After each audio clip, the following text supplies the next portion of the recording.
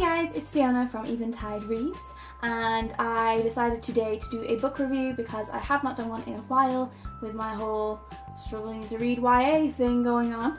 But I picked up this book, which is Gena / Finn, and I absolutely adored it and thought I would talk about it a bit today. So I am someone that talks with emotions rather than explaining what's necessarily going on in the book, but I'll give you a little bit of a summary, I suppose. There are two characters, Gena and Finn, and they meet online and they become friends, and it gets complicated, and it's also awesome, and it shows you the highs and lows of online friendships, and I absolutely love it. And one thing I really love about it is that it's all done in text messages, emails, like Facebook, direct messages, and you know how much I love that stuff. And to be honest, if this book hadn't been in this format, I would not have bothered. But oh my god, this book is amazing. Gena and Finn bond over this series called... Is it downside up, upside down? Oh, what is it called? I've gone forgotten. Up Below.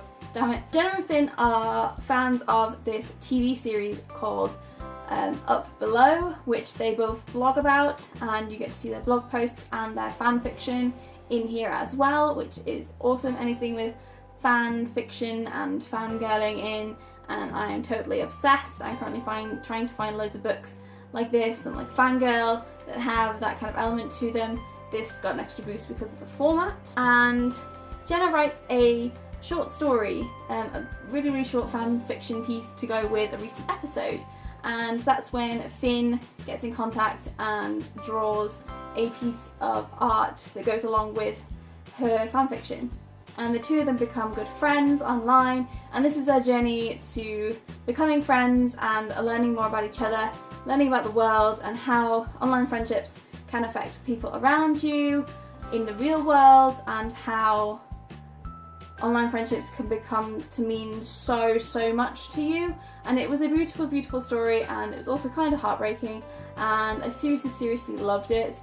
Like, you get to know some great characters in here. There's another character who, what's her name? She's got a silly like online name, which is great. I love that you can see all these online names and things. So at the end of like a blog post, it will then give you like who's commented, what people have said, and there's one called Tyler Girl 93. Tyler's one of the characters from Up Below. I think we'll call it Up Below. And she's like this massive Tyler fan, and you can relate completely because there's people like that in the world that you know of. And you get to know her a little bit, you get to understand about people and feelings and emotions and how online has changed so much. I have some online friends that I made when I was like 14, and they were a lot older than me. Like, there's a bit of an age gap between the two characters in this, but not a massive one.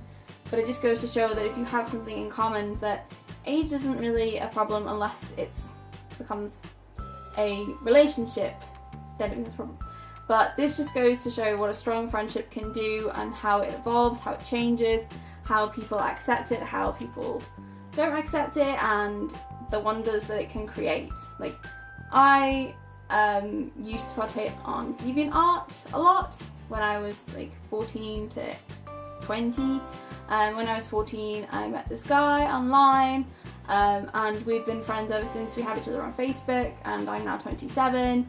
He was like 10 years older than me when we became friends, but we only ever talked about art. And you know, as long as you're careful online, which is what this is trying to say, that you can help these people, you can be friends with these people, and you can create honest to God friendships. And it's such a beautiful, wonderful, powerful little book.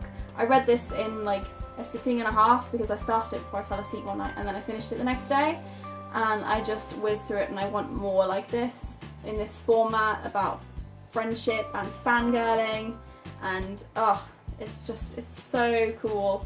Also like Under the Jacket as well, which is pretty awesome.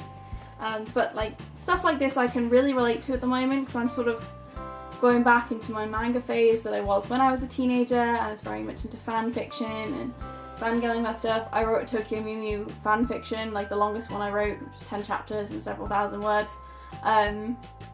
which I finished and then lost 3 chapters of, which was great. So it's like stuff like that I can really, really understand, and just, I love this book. I gave this book, I think I gave it like a 4.4 or something really specific. I can't remember exactly what I put on Goodreads, but my point is, it is beautiful, it is wonderful, and if you have any interest in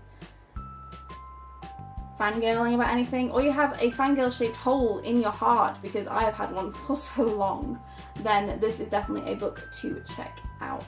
And this is not a book that I was sent for review. I purchased this book based on other people's recommendations that I saw online, or people who were reading it online, and it is wonderful, and you should go and buy it ASAP. Hope you guys enjoy my rambly little review today, and I will see you all in my next video.